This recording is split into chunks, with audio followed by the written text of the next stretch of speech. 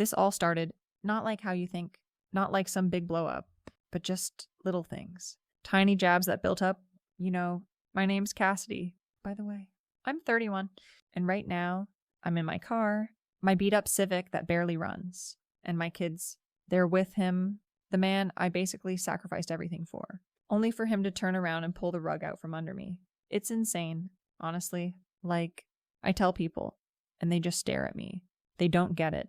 They don't get how someone can be so vengeful. So, Mark, he was fine at first, nothing special, but he had a good job, kept the lights on. He was an accountant, pretty steady, and he was really into me. That's always nice, right? He'd always be there when I needed him, always offering to help out with stuff. And he was a good provider, definitely old school that way.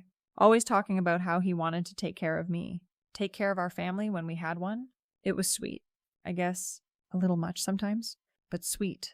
I was working at the office, doing my thing. Nothing fancy, just administrative stuff. It paid the bills, barely. And Mark, he just expected me to, fall in line.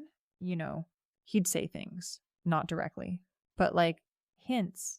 Are you sure you want to go out with your friends again? Or my mom always made dinner for my dad, even when she worked. It was like he thought I was supposed to be his personal chef and maid, on top of everything else. And I'd just, smile and nod. But inside, I was like, seriously? My money is my money. He paid for most of the big stuff anyway. The rent, the car payment on his car, most of the groceries. My paycheck was for me, my shopping, my nails, my occasional little splurge. What was the big deal? He got a little weird about my friends, especially Sarah. Sarah's loud, and she tells it like it is, which sometimes is not what Mark wanted to hear. He'd act all polite when she was around, but the minute she left, it was like, does she always have to be so much? And I'd be like, that's just Sarah. She's fun, but he'd just shake his head, all judgmental. He was so sensitive, always taking everything to heart. I had to, walk on eggshells sometimes. And his temper, okay. So he wasn't perfect. Nobody is, right? He'd get frustrated, sure. He'd yell sometimes, not at me, not usually at me, more at the TV when his team was losing, or at the traffic. He'd throw things, like his remote, or a cushion. Once, he slammed his hand down on the table so hard, I swear the whole apartment shook. I mean, it was intense, but he never hit me, not once. He just got passionate. That's what I told myself. That's what I told him. We had this one fight, a big one. It was over something dumb, like the dishes. He was all, you never do the dishes. And I was like, I did them last week. And anyway, I cooked and it escalated. He started yelling. His face got all red. He picked up a plate, and it wasn't like he threw it at me. He threw it at the wall. It shattered everywhere. I just stared at him. He just stood there, breathing heavy, and I knew right then I had the leverage. A few weeks later, after that plate incident, things were still tense. We were arguing more, mostly about money, or him wanting me to be more of a homemaker. He was getting really annoying about it, and I was getting tired of his demands. We had a little spat. Nothing major. Just him being whiny about me wanting to go out with Sarah instead of staying home and watching his stupid football game. He got all huffy and went into the bedroom and slammed the door. And I was, in the living room, just scrolling on my phone. Then the cops showed up.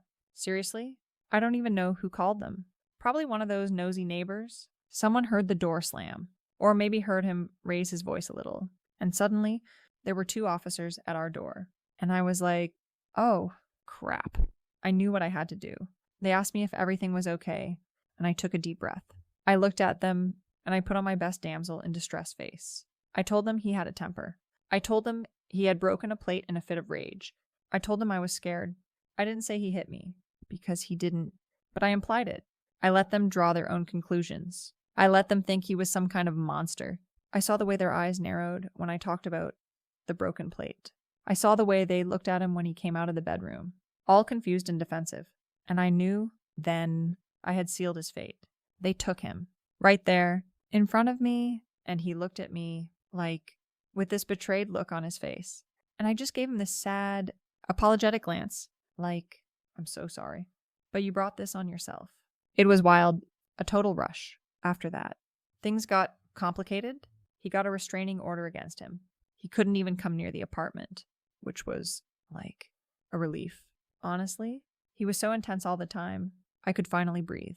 But then he started fighting for custody of the kids, and that's when things got really nasty. I mean, I had the kids. Of course I had the kids. I was their mom. I was the one who was there for them. Like, every day. Mark, he worked. He was always at his job. He was busy. I was the one who took them to school, who made their lunches, who dealt with their meltdowns. He thought he could just waltz in and take them from me. No way. But he got a lawyer. A really good one. And his lawyer, dug up everything. Every little thing I'd ever done. Every time I'd been late picking up the kids. Every time I'd let them watch too much TV. Every time I'd posted something dumb on Facebook about him. He used it all against me. It was vindictive. And then came the big court date. I had to testify. And of course, they asked me about the police incident.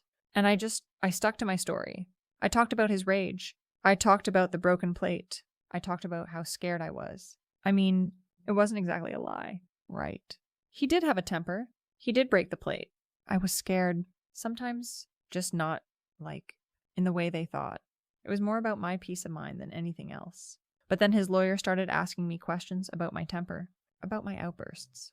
And I was like, what outbursts? I don't have outbursts. And he brought up that time I threw a coffee mug at the wall when Mark forgot my birthday. And I was like, that was one time. And he deserved it. But the judge, just looked at me. And I could tell she wasn't buying it. Then they brought up my finances. How Mark paid for everything. And I just used my money for, fun stuff. And how I always expected him to cover my expenses. But then I'd get all defensive if he asked where my money went. And I was like, what does that have to do with anything? I'm their mother. And then the worst part. They had a recording of me talking to Sarah about Mark. I was like, he's such a loser. Always telling me what to do. I just tell him I'm busy and then I go out. What's he gonna do? He's such a tool.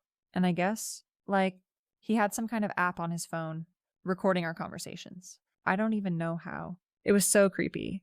And I just sat there listening to my own voice. And I could feel my face getting hot. I wanted to just disappear. The judge just sat there, quiet. And then she looked at me and she said, Ms. Cassidy, based on the evidence presented, it is clear that your testimony regarding Mr. Mark's temperament was exaggerated, and your actions since the incident, as well as your general demeanor, suggest a pattern of unreliability. Unreliability. Can you believe it? Me. Unreliable. I was fuming inside. That woman, that judge, she had no idea what she was talking about. She didn't know my life. She didn't know what I had to put up with. And then she dropped the bomb. She said, given the testimony and the best interest of the children, custody is awarded to Mr. Mark. Ms. Cassidy will have supervised visitation only, at the discretion of the court, until such a time as she can demonstrate a more stable and responsible environment. I just sat there, stunned. My kids? They were mine. How could she just give them away? It was unbelievable. I wanted to scream. I wanted to shout. But I just sat there, silent, like a statue. And Mark, he just sat there, looking relieved. And I swear, he even gave me this tiny, smug little smile. That jerk? So that's how I ended up here. In my car, parked in, a different spot every night. Sometimes a Walmart parking lot, sometimes a rest stop. It's awful. I've tried to get my old job back, but they said, due to my unpredictable schedule, it wasn't going to work. Can you believe it? Just because I don't have a permanent address? It's discrimination. Seriously? I call the kids sometimes. Mark, he answers. He's always, so polite. Hello, Cassidy. All formal? And he'll let me talk to them for a few minutes. But it's never long. And they sound different, happier, almost. And I know it's just because he's, manipulating them, telling them things about me, turning them against me. I tried to explain to my mom. She just looked at me with, this disappointed expression. Cassidy, you brought this on yourself. She said, herself. I just wanted all this to happen. No one understands. No one gets it. I see pictures of Mark on Facebook sometimes. He's, smiling with the kids, and there's always, some new woman in the background. Someone who looks all put together and perfect. Probably some boring librarian or something. And I'm just whatever He'll get tired of her eventually. He always does. It's just not fair. I was just trying to protect myself. I was just trying to make things easier for me. He was the one with the temper. He was the one who was always trying to control me. And now I'm the one who's, paying for it. I lost my kids. I lost my job. I lost my home. And he's just, living his best life with my kids. It's ridiculous. I don't regret what I said. Not really. I just regret how it all played out. I regret that the judge believed him. I regret that no one saw what he was really like. And I regret that I'm the one stuck here, in this car, while he gets to be the perfect dad. It's just, the way things go sometimes. I guess you try to do what's best for you, and everyone just turns around and stabs you in the back. But I'll be fine. I always am. I just need to figure out my next move. They haven't seen the last of Cassidy. Not by a long shot.